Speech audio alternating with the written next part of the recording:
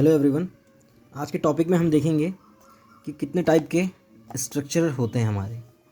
तो according to structural system there are 3 types of buildings. 3 type की building होती हैं। एक होता है load bearing structure, framed structure और कंपोजिट स्ट्रक्चर। मतलब अगर आप बिल्डिंग देखते हैं कोई भी, तो या तो वो लोड बियरिंग स्ट्रक्चर हो सकती है, या फ्रेम स्ट्रक्चर हो सकती है, या कंपोजिट स्ट्रक्चर हो सकती है। तो लोड बियरिंग स्ट्रक्चर क्या होता है हमारा, सबसे पहले हम ये देखेंगे। तो the system of building comprising of slabs, beam and load bearing walls is known as load bearing structure. ऐसे सिस्टम बिल्डिंग का जो ऐसा मतलब ऐसी बिल्डिंग जिनमें स्लैब, बीम और लोड बियरिंग वॉल्स मतलब जो वॉल से बना हो, वो कहलाता है load bearing structure.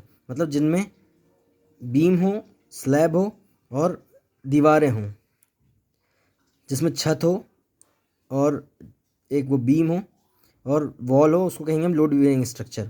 Most of the residential buildings are small in size and are up to 3 storey are generally constructed as load bearing structure. ज़्यादातर जो बिल्डिंग होती है 3 स्टोरी तक, वो लोड बियरिंग स्ट्रक्चर में मतलब as a load bearing structure construct होती हैं। अब हम देखते हैं डायग्राम के हिसाब से। तो लोड बियरिंग स्ट्रक्चर ऐसा रहेगा हमारा कि जो सबसे पहले सीमेंट कंक्रीट का होगा, इसमें पीसीसी, फिर फाउंडेशन आएगा और ग्राउंड लेवल के बाद हमारी इसमें बेड कंक्रीट आएगा, कंक्रीट का बेड आएगा और उसके बाद फ्लोरिंग आएगी। यहाँ तक का ये पूरा सब स्ट्रक्चर हो गया, यहाँ तक का मतलब बेड कंक्रीट के नीचे। और जहाँ से फ्लोरिंग स्टार्ट होती है तो वहाँ से सुपर स्ट्रक्चर लग गया। तो उसके बाद आएगा लोड बियरिंग ब्रिक वॉल रहेंगी, इसमें ये ब्रिक वॉल रहेंगी और ये रूफ ट्रस रहेगा। ये देखिए, और क्या कह रहा है ये कि लोड्स फ्रॉम स्लैब, रूफ और trusses and floors are transmitted through walls to the firm soil below the ground. जो दीवारों द्वारा, स्लैब द्वारा जो ट्रांसफ़र होता है लोड वॉल की मदद से ग्राउंड में के नीचे, ठीक है। लोड बियरिंग स्ट्रक्चर में क्या होता है कि जो अपर फ्लोर होता है उनकी कम थिकनेस होती है, जो अपर फ्लोर की वॉल होती है उनमें कम थिकनेस होती है as compare to lower floor जो होता है, ठीक है।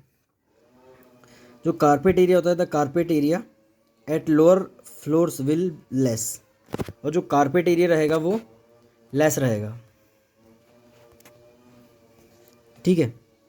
Generally for individual residential bungalow, low rise flats, temples and rural buildings, load bearing structure system is adopted, ठीक है। इन सब के लिए generally load bearing structure adopt होता है।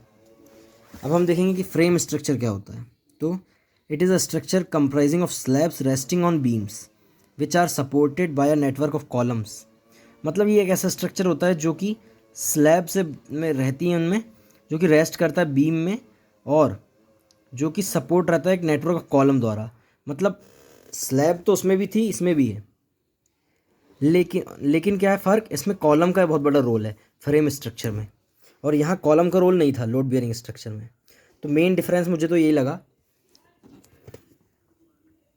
ये देखें आप, ये फ्रेम स्ट्रक्चर है, फुटिंग आया हमारा, प्लिंथ बीम आया, ये प्लिंथ बीम है, ये फुटिंग आया, उसके ऊपर प्लिंथ बीम, फिर उसके ऊपर फ्लोर बीम और फिर फ्लोर स्लैब और कॉलम और फिर रूफ स्लैब। आप ऐसा समझ सकते हैं कि ये पूरा सुपर सब स्ट्रक्चर के अंदर आ गया जब तक प्लिंथ नहीं आई हमारी, और जैसे ही प्लिंथ आई तो यहाँ से हमारा सुपर स्ट्रक्चर लग गया जो कि वो रूफ तक रहेगा, ठीक है। और अगर आप इसको डिवाइड करना चाहें तो एक ये लेवल हो गया हमारा, फिर एक ये लेवल हो गया और एक ये लेवल हो गया। मतलब ये 2 पार्ट्स में डिवाइड हो गया एक तरह से, सब स्ट्रक्चर प्लिंथ बीम के नीचे तक और फिर बाकी इसके ऊपर पूरा सुपर स्ट्रक्चर। और 95% आज भी सिटीज़ जो होती हैं उनमें फ्रेम स्ट्रक्चर बनता है। लोड बियरिंग स्ट्रक्चर ज़्यादातर गांव में ही बनते हैं, जहां हमको सिर्फ एक या मतलब मुश्किल से ग्राउंड फ्लोर और फर्स्ट फ्लोर बनाना बस। फिर ये main beams rest over columns and load from the beam is transfer to the soil through columns and their footings. यही कह रहा है कि जो मेन बीम होती है वो रेस्ट करती हैं कॉलम में, और जो लोड है बीम का वो ट्रांसफ़र होता है सॉइल में कॉलम के थ्रू, ठीक है, और उनकी फुटिंग्स में। ऑल द वॉल्स मे और may not be partition walls as none of them bear any load, क्योंकि पार्टीशन वॉल यूज़ हो भी सकती हैं फ्रेम स्ट्रक्चर में और ना भी हो तो चलेगा, क्योंकि मेनली कॉलम और बीम हमारा लोड ले रही हैं, वॉल्स नहीं लेती। पर लोड बियरिंग स्ट्रक्चर में ऐसा होता है कि जो वॉल पे पूरा ट्रांसफ़र होता है लोड, मतलब वॉल के थ्रू ट्रांसफ़र होता है लोड। फिर all the walls rest on plinth beam. अब इसमें क्या है, फ्रेम स्ट्रक्चर में जितनी वॉल्स हैं वो प्लिंथ बीम पे रेस्ट करती हैं and not provided with any footings और foundation. Generally all multi storey buildings और high rise buildings are constructed as frame structure. ये देखिए, ज़्यादातर जितनी भी मल्टी स्टोरी बिल्डिंग है वो फ्रेम स्ट्रक्चर की तरह ही वो होती हैं construct. As partition walls can be shifted easily anywhere on the floor, क्योंकि हाँ पार्टीशन वॉल तो 4 इंची की रहती है, 5 इंची की, तो आप वो कहीं भी शिफ्ट कर सकते हैं। Higher degree of flexibility is available while planning a frame structure. इसलिए क्या होता है, ये ज़्यादा फ्लेक्सिबल कहलाता है, मतलब as compare to load bearing structure frame structure ज़्यादा फ्लेक्सिबल होता है। अब frame structure is subjected to a variety of external loads like compressive, tensile, torsion and shear along with moment.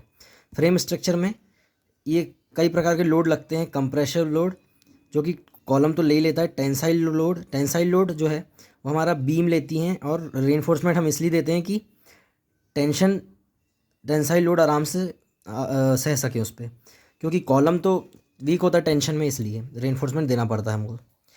फिर RCC is the most suitable material to withstand all these loads, इसलिए reinforce cement concrete देते हैं हम। Bricks can withstand only compressive load, so all frame structure are constructed with RCC. ठीक है, BRICS सिर्फ compressive load लेती हैं, इसलिए जो फ्रेम स्ट्रक्चर है वो आरसीसी के बने होते हैं, मेन बात। फिर in comparison with load bearing structure more carpet area is available and it is almost same for all floors. हाँ, इसमें मोर कारपेट एरिया अवेलेबल होता है as compare to load bearing structure. अब हमारा एक आता है कंपोजिट स्ट्रक्चर, जो कि कॉम्बिनेशन होता है फ्रेम स्ट्रक्चर और लोड बियरिंग स्ट्रक्चर का। तो ये क्या होता है, some of the buildings are constructed with combination of both load bearing as well as frame structure, such structure is called composite structure. ठीक है, in this type of structure external walls are treated as load bearing structure, load bearing wall and all intermediate supports are in the form of RCC column. अब इसमें क्या होता है, composite structure में जो external wall होती हैं बाहर की, वो लोड बियरिंग वॉल की तरह उनको हम कंसिडर करते हैं, और जो भी अंदर के सपोर्ट होते हैं आरसीसी कॉलम के फॉर्म में, तो वो कॉलम जो होते हैं इनमें वो आरसीसी रहती है, उनमें मतलब रेनफोर्समेंट डली होती है। बाकी एक्सटर्नल वॉल्स लोड बियरिंग की तरह तक लोड बियरिंग स्ट्रक्चर की तरह काम करती हैं। ठीक है, composite structure have advantage of both load bearing as well as frame structure. ठीक है, फिर composite structure are preferred for the buildings having large span such as warehouse, workshop, halls, large factory etcetera. ये क्या होते हैं, जो prefer किए जाते हैं जिनका स्पान ज़्यादा है हमारा उन बिल्डिंग के लिए, जैसे warehouse, workshop, hall, factories, sheds, ये सब। अब देखो कंपोजिट स्ट्रक्चर क्या होता है, तो ये है, सबसे पहले ये तो पीसीसी आ गया, फुटिंग आ गई हमारी। ठीक है, ये ग्राउंड लेवल आ गया, ग्राउंड लेवल तक हमारा हो गया कितना, क्या, सब स्ट्रक्चर। फिर यहाँ रबर फिलिंग हुई है जो कि बैक फिलिंग की तरह एक्ट कर रही है, और फिर फ्लोर आ गया हमारा ग्राउंड फ्लोर, और ये आरसीसी कॉलम है। फिर ये बेड ब्लॉक है, और यहाँ आरसीसी बीम आई, स्लैब आ गया। क्योंकि ये कॉम्बिनेशन है फ्रेम स्ट्रक्चर और लोड बियरिंग स्ट्रक्चर का, इसलिए इसमें हमको कॉलम भी मिल रहा है और स्लैब भी मिल रही है, बीम भी मिल रहा है और फाउंडेशन भी मिल रहा है। लेकिन लोड बियरिंग स्ट्रक्चर में हमको कॉलम नहीं मिल रहा था, और इसमें फ्रेम स्ट्रक्चर में क्या था कि कॉलम मिल रहा था, इसमें तो सब है बाकी। ठीक है, फिर अब नेक्स्ट लेक्चर में हम देखेंगे कि कंपैरिजन क्या है लोड बियरिंग स्ट्रक्चर में और फ्रेम स्ट्रक्चर में। Thank you for watching, stay connected, share and subscribe the channel for more updates.